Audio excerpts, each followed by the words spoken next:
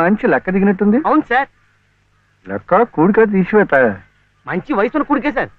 కాకపోతే పక్కనే వచ్చిన తీసివేతగా ఉన్నాడండి. తీసివేత కదా, శేషం లేకుండా భాగరించేద్దాం. నువ్వు మాత్రం ఈ విషయంలో ఎవరు హెచ్చరిక లేకుండా జాగ్రత్త పడవు. అలాగే నువ్వు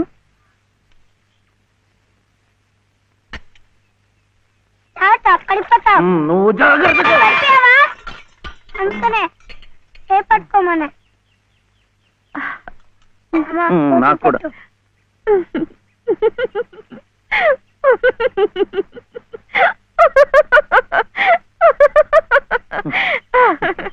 ఏమిటిది? ఈ అవతారాలేమిటి, ఈ చీరలేమిటి, ఈ డామాలేమిటి? పట్టు పంచ లేదు కదా, అందుకని ఇది కట్టుకున్నాను. ఇవాళ ముక్కోటి ఏకాదశి, నువ్వు కూడా నామాలు పెట్టుకో, గుడికి వెళ్దాం.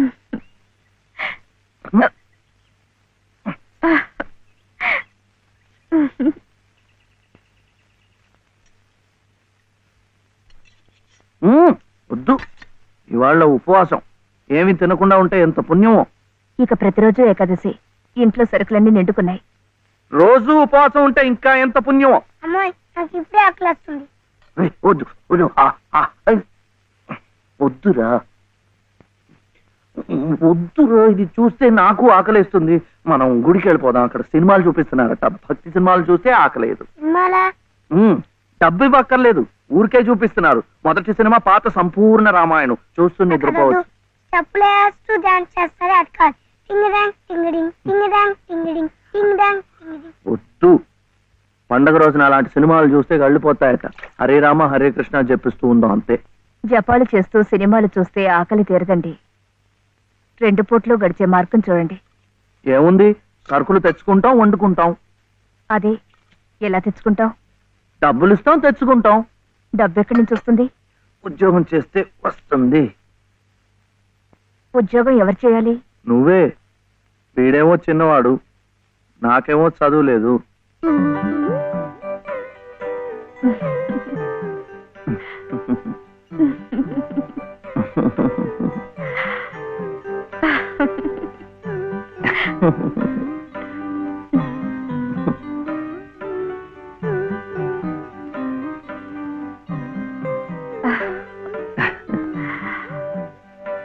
అలాగే సార్. సార్, కూడి గారు బయటికి వెళ్ళారు.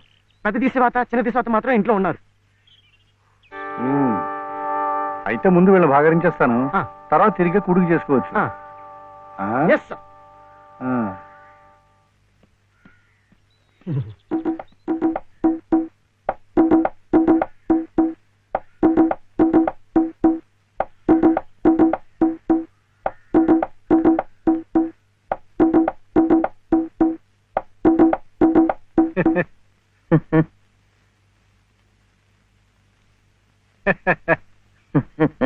ఆహా, పెదవులు మీ చిరునవ్వు, పేరు శివుడు, పెట్టినవి పంగనామాలు.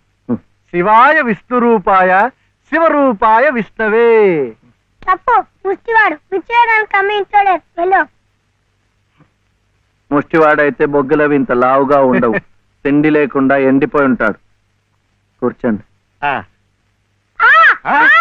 ఏమిటి బాబు, నీ చెయ్యి మీద కూర్చున్నానా? చీర. చీర మీద కూడా కూర్చున్నానా? లలిత చీర. లలిత చీర? ఆహా, మనిషిలాగే చాలా లలితంగా ఉందయ్యా. ఏమిటక్కడ కనిపించరు? లలిత గారు లేరు. లలిత గారు ఉద్యోగానికి వెళ్ళారు. అన్న చెట్టంత మొగాళ్ళం మనం ఉండి మొగ్గలాంటి ఆడదాన్ని ఉద్యోగాన్ని పంపిస్తావుటయ్యా. ఛా, అసలు ఆడదంటే ఏమిటి? స్త్రీ. స్త్రీ అంటే ప్రకృతి. ప్రకృతి అంటే ఆడది. స్త్రీ, ప్రకృతి స్త్రీ. అటువంటి స్త్రీ స్వరూపాన్ని మన ఇల్లు కాదని అర్థమైన గడపలు తొక్కిస్తా ఉంటాయా? చిచిచిచిచియా. ఈ విషయం వినగానే మగ పురుషుణ్ణి నా తలే కాళ్ళ దాకా వెళ్ళిపోయింది. మరి నీ తల ఎక్కడి దాకా వెళ్ళిపోయిందో నాకు తెలియటం లేదు. తప్పే. పాపం లలిత చాలా కష్టపడుతోంది. కానీ నాకేమో చదువు రాదు, వీడేమో చిన్నవాడు. ఇవన్నీ అడ్డంకులు కావు, కాకూడదు, కారాదు. మగాడి ఏకైక లక్ష్యం ఆడదాన్ని పోషించడం. ఆ ప్రకృతి స్త్రీ ఆడదాన్ని సుఖపెట్టడం. ఇది నా థియరీయే కాదయ్యా. ఇంగ్లీష్ వాడు కూడా దొరసానమ్మల్ని పోషించుకోవడానికి బెగ్ బారో ఆర్ స్టీల్ అన్నాడు. బెగ్ ముష్టెత్తుకో, బారో అప్పు చెయ్యి. మళ్ళీ తీర్చలేం కదా. వద్దు, అందుకే స్టీలు దొంగతనం చెయ్యి. అమ్మో చెవిలో పెడతారు. కరెక్ట్, అందుకే ముష్టి బెస్ట్ అని ఫస్ట్ ను పెట్టాడు. తప్పు, ముష్టెత్తుకోకూడదు. కుర్రవేళకి అర్థం కావటం లేదు. పసజ్ఞానం. ముష్టెత్తుకోవడం తప్పులేదనమాట.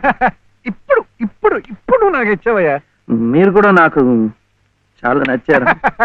అయితే మీరు బాబుని చూసుకోండి, నేను వెళ్ళి ముష్టెత్తు. అమ్మమ్మమ్మమ్మ, సత్తు ఉన్న నిన్ను చూస్తే సత్తు పావలా కూడా వాళ్ళు వెయ్యరయ్యా. నీతో ఈ పసివాడిని తీసుకెళ్ళావనుకో, పాపం పసివాడిని 10 రూపాయలైనా ఇస్తారు. Child sentiment. ఈ ఏర్పాట్లన్నీ నేను చేస్తాను, కానీ ప్రకృతి స్త్రీని పోషించడం కోసం 2-3 గంటల దాకా తిరిగినా పర్వాలేదు. తిరుగు. నువ్వు నా కంటి ముందు సంగీత సాధన చేస్తున్నట్టే ఉంది. ఇంతలో ఎన్ని మార్పులు! శృతి తప్పకుండా ఆ రాముణ్ణి గానం చేసే నీ బ్రతుకు ఆ రామాలయంలోనే ఈ మలుపు తిరిగిందంటే అంతా భగవదీచ్ఛ. అంతా మన మంచికే జరిగిందమ్మా. బాబు కులాసాగా ఉన్నాడా? ఎక్కడా? ఆయన దగ్గర వదిలేసి వచ్చాను. మాస్టారు, మీరు నేర్పిన సంగీతమే నాకు ఉపాధి కావాలి. నువ్వేం కంగారు పడకమ్మా.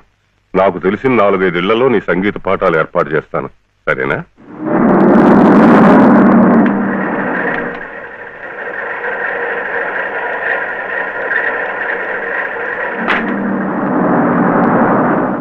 ధర్మం శరణం గచ్ఛామి, దానం శరణం గచ్ఛామి, ధర్మం శరణం గచ్ఛామి, దానం శరణం గచ్ఛామి. పాపం ఆ ముష్టి వాళ్ళకి వేద్దామని. బాలయ్య, ఏమమ్మా? వాడు వాడు నా మనవడయ్యా.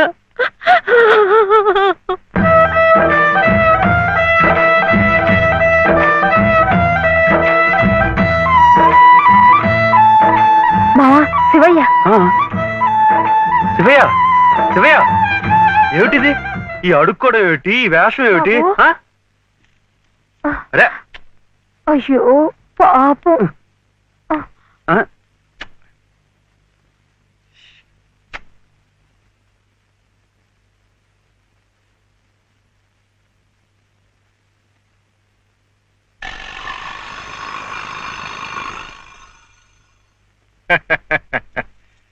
శివయ్య గారు వెళ్తూ నాకు ఈ తాళం చెవి ఇచ్చి వెళ్ళారు. అప్స్టేర్స్.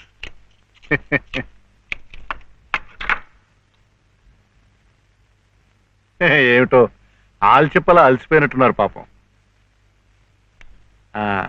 కాఫీ, టీ ఏమైనా? థ్యాంక్స్. షూర్. మంచిది.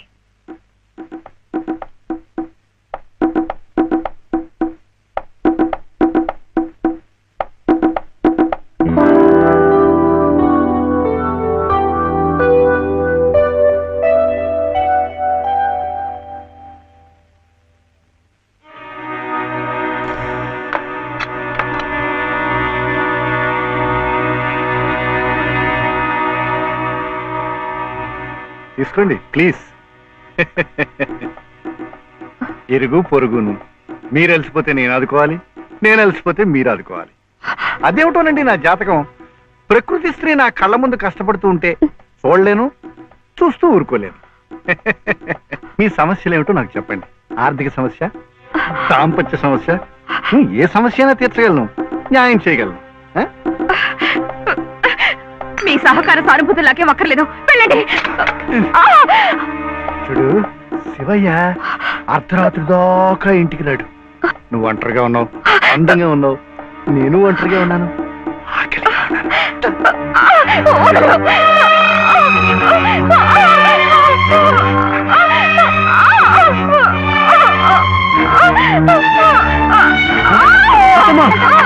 ఏమైందమ్మా? ఇప్పుడు కనిపిస్తుంది, వెనకాల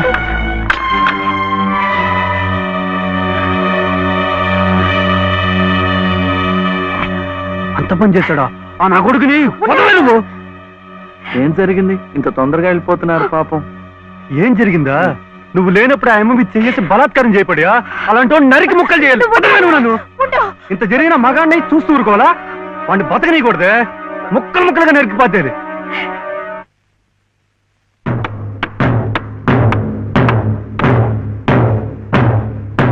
ఎలా శివయ్య అడుగుకోవడం నేర్పారు కానీ కొట్టడం కదా.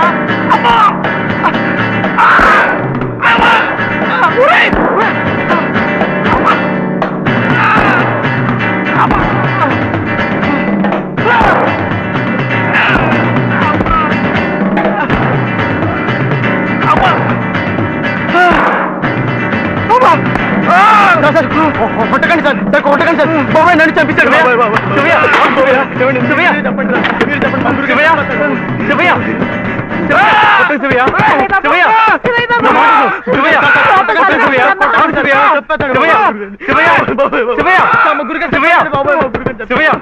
శివయ్య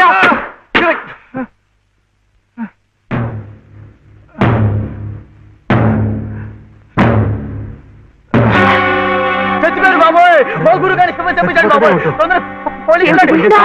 పని చేశారండి ఆయనకి ఏదైనా జరిగితే మన మీదకి వస్తుందేమో డాక్టర్ దగ్గరికి తీసుకెళ్తే గురుగారు బాబు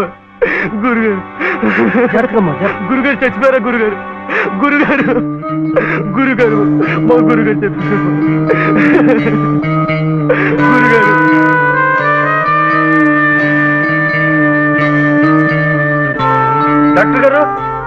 డాక్టర్ గారు నమస్కారం అండి. నమస్తే. ఈయన మా ఎదురింటి మేడ పైన ఇక్కడ కాదయ్యా ఇక్కడ డాక్టర్ గారు కాస్త అర్జెంట్ గా చూడాలి సార్. ఏం జరిగింది? అది మెట్ల మించి దిగుతుంటే కాలు జారిపడ్డారు. నేనే కొట్టానండి. మీరా? నేను లేనప్పుడు. అది కదండి, 2వ అంతస్తు మేడ మెట్ల మించి దిగుతున్నప్పుడు కాలు జారినట్టుంది. పాపం. అబద్ధం, అన్ని అబద్ధాలే. నేనే కొట్టానండి. వీడు చాలా తప్పు చేశాడు కదు వెంకటస్వామి, అందుకని నేనే కొట్టాను. ఏమిటండి మీరు కాసేపు నోరు మెదుపుకుంటూ ఉంటారా?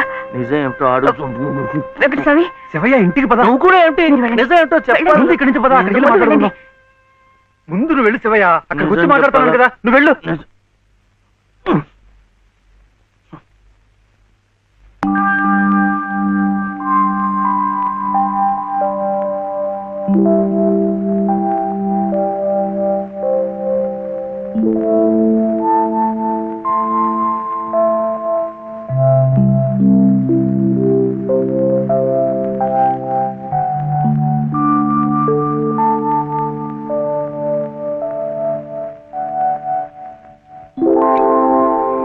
ఇక నుంచి నేను నిజం చెప్పాలా అబద్ధం చెప్పాలా?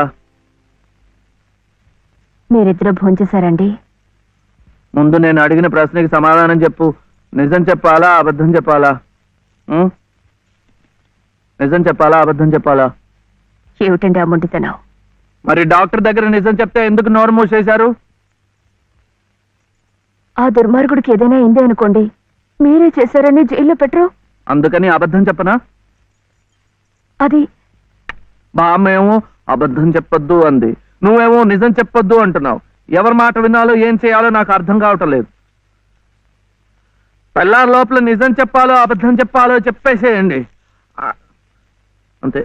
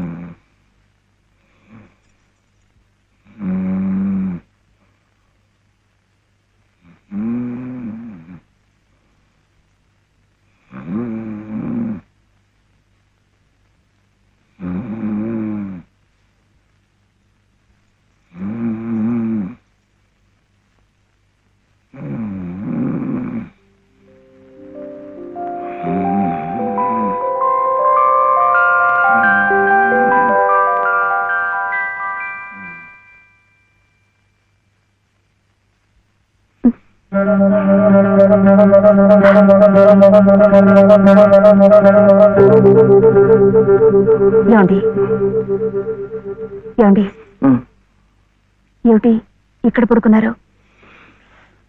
నిజం చెప్పనా అబద్ధం చెప్పనా? నిజమే చెప్పండి. బాబు పక్కంతా తడిపేశాడు, అందుకని ఇక్కడ వచ్చి పడుకున్నా.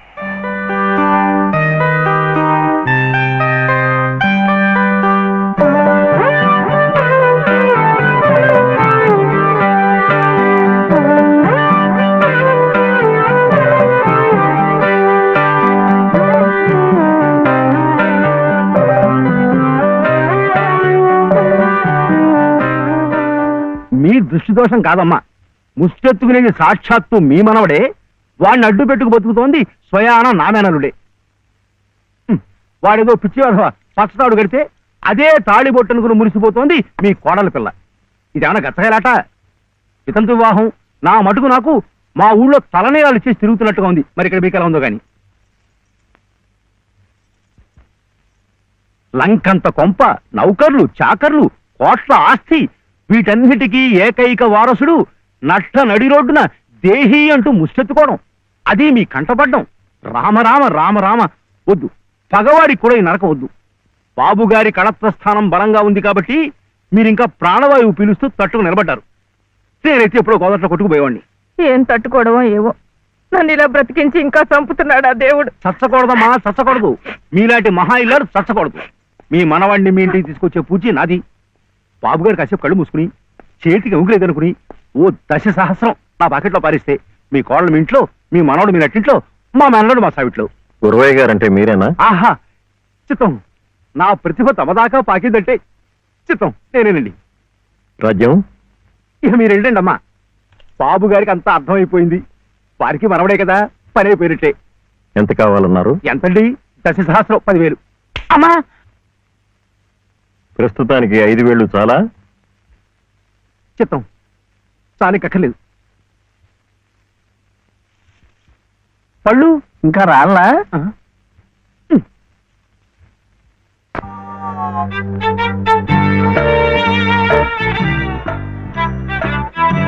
అప్పుడేమో ఒకసారి ఒక అబ్బాయి వాళ్ళ అమ్మ దగ్గర వెళ్ళి నాకు 1 రూపాయి అడిగాడు. ఆ రూపాయి ఇస్తే అది తీసుకెళ్లి కొట్టుకెళ్ళాడు. అప్పుడేమో ఆ రూపాయి పెట్టి బిస్కెట్ కొనుక్కున్నాడు. చిచి తప్పు, తెలకొద్దు, పడిపోతావు. అప్పుడు వాడు బిస్కెట్లు తింటుంటే వాళ్ళ తమ్ముడు వచ్చాడు. నాకు ఇమ్మన్నాడు. వాడు ఈడన్నాడు. అప్పుడు గట్టిగా వచ్చాడు. సుబ్బులు, సుబ్బులు, సుబ్బులు, చాక్లెట్ రా బాబు, రా. జాగ్రత్త జాగ్రత్త, మెల్లిగా మెల్లిగా.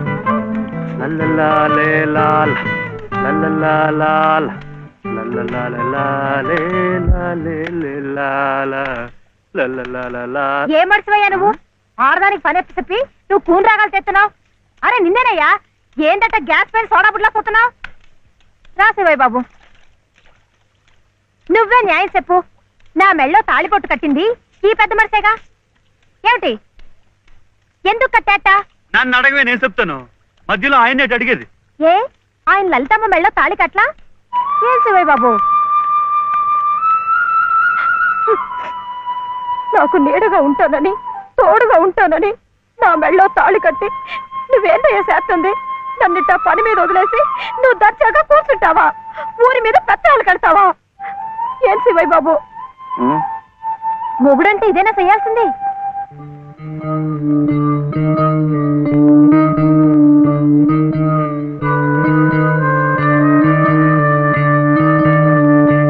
నేను కూడా ఏమీ చేయకుండా కూర్చుని ఉంటే లలితమ్మ కూడా నీలాగే బాధపడుతుందా? మాకంటే పెద్దింటి పిల్ల కదా, ఇంకా బాధపడుద్ది.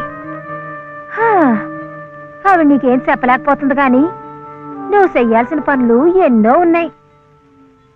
చిన్నబాబుని స్కూల్లో చేర్పించాలా? నువ్వేదైనా ఉద్యోగం చూసుకొని ఇల్లు గడిచే ఉపాయం చూడాలా? ఇట్టాగే ఇవన్నీ నువ్వు చెయ్యాల్సిన పనులే కదా. ఏంటి, ఎక్కడికి? బాబుని స్కూల్లో చేర్పించడానికి. నిజం? అది రైట్ అయిన పని. వెళ్ళాల్సింది ఇట్టా కాదు.